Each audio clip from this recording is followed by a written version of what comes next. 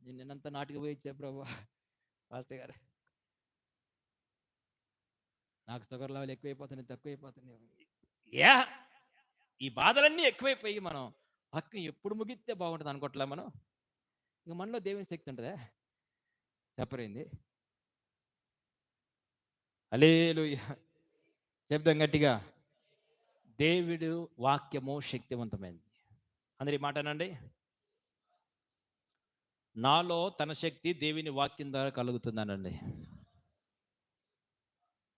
మీరు బాగా ప్రార్థన చేయండి. ఒకసారి చార్లెస్ జాకోబ్ గారిని పిలవాలని ఆశ నాకు. ఆమెనంటలో అక్కడ కూడా ఆడక్కడే అన్నాడు. ఆడేం ఖర్చు పెట్టాడు కాబట్టి ఆమెన్ అన్నాడు. మీరు తెలియగలరు కదా, ఆమెనంటే మళ్ళీ రేపు డబ్ల్యూ అంటాడు. హల్లెలూయా. ఆయన చెప్పే వాక్యం ఆదరికి ఈదరికి తిరగటమే కానీ 10 సార్లు చెప్పిస్తాను. నేను లైవ్లో 2-3 సార్లు ఆయన వాక్యం విన్నా. విశ్వాసులతో 10 సార్లు చెప్పిస్తాను వాక్యం. అమ్మా ఇది నేర్చుకుంటే బాగుంటుంది అనిపించింది నాకు. హల్లెలూయా చెప్పండి. లేఖనము శక్తివంతమైనది, దీని ద్వారా దేవుని శక్తి నాకు అనుగ్రహించబడుతుంది. ఆమేన్. కనుక వాక్యాన్ని బాగా చదవండి, వాక్యాన్ని బాగా వినండి, వాక్యాన్ని నేర్చుకోనండి. లేఖనం శక్తివంతమైనది. యేసు ప్రభు దగ్గరికి సాతానుగాడు వెళితే సాతానుగాడు అద్భుతాలు ఆచరణ చేయాల. లేఖనంలో ఇలా ఉంది కదా సైతానుగా, నోరు మూసుకొని అన్నాడు. లేఖనాలను బాగా మాట్లాడు, ఎరిగి వరకు ఉండండి.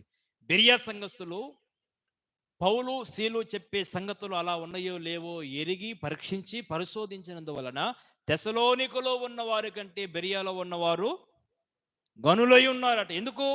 దేవుని వాక్యాన్ని ఎరిగిన వారుగా ఉన్నారు, వాక్యాన్ని పరిశోధించిన వారుగా ఉన్నారు, వాక్యమును కలిగిన వారుగా ఉన్నారు. బైబిల్లో ఒక మంచి మాట రాయబడింది. దైవక్తి ఎవరి యొద్దకు వస్తుందో వారు దైవములుగా పిలువబడతారు. దయ్యాల్లా కాదు, దైవములు అంటే దేవుళ్ళుగా పిలువబడతారు. ఆమేన్. కనుక మీరు బెరియా సంఘస్థుల వలె వాక్య ప్రత్యక్షత కలిగిన వారుగా, వాక్య ప్రక్షాళన కలిగిన వారుగా, వాక్యపు అనుభవాల్లో పెంచబడేవారుగా, వాక్యాన్ని నేర్చుకున్న వారుగా, శక్తివంతమైన లేఖనాలను ఎప్పటి నుంచి జరిగి ఉండండి. పౌలు తిమోతి గారు బాల్యము నుంచే నువ్వు శక్తివంతమైన ఇప్పుడిప్పుడే వస్తున్నావయ్యా, ఇప్పుడిప్పుడే తెలుస్తుంది మాకు వాక్యం అంటే ఏంది అనమాకన. మీరు నీకు ఎన్ని సంవత్సరాలు ఎల్కేజీలో ఉంటావు నువ్వు? హల్లెలూయా హల్లెలూయా. ఇప్పుడిప్పుడే నువ్వు ఇంకా వాక్యం తెలుసుకుంది. ప్రభు నమ్మకం ఎన్ని సంవత్సరాలు అయింది? మాట్లాడరేంది?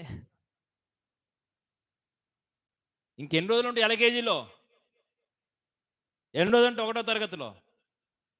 ఆత్మీయ శిఖరములు ఎక్కుతుముగాక, ఎత్తైన శిఖరాలు వాక్యపు అనుభవాలలో, వాక్యం ఎరిగిన వారు వలె శక్తి విని సమర్పణ పొందుతాయి.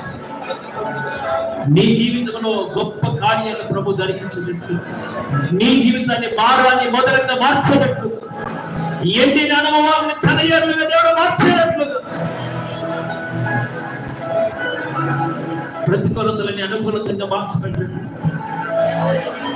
ప్రార్థన చేయి.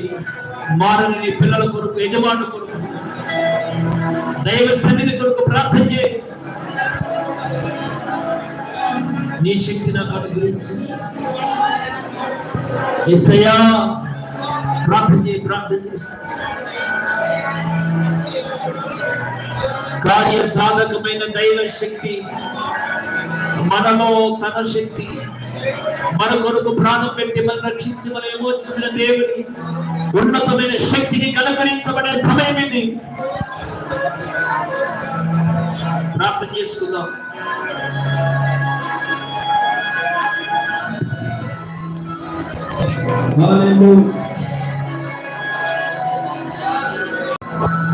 తీర్మానం కలిగి నీ శక్తి నాకు కావాలని అడగండి. ఆయన నామస్మరణలో ఉన్న శక్తి, ఆయన సన్నిధిలో చేసే భక్తిలో ఉన్న శక్తిని ఆశ్రయించిన వ్యక్తులమై, పరిశుద్ధాత్మ అనుభవాన్ని పొందిన వ్యక్తులమై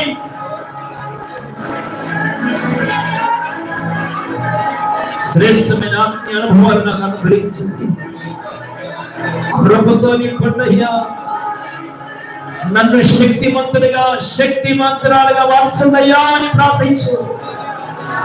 నీ శక్తి నాకు కావాలయ్యా. కార్య సాధకమైన నీ శక్తి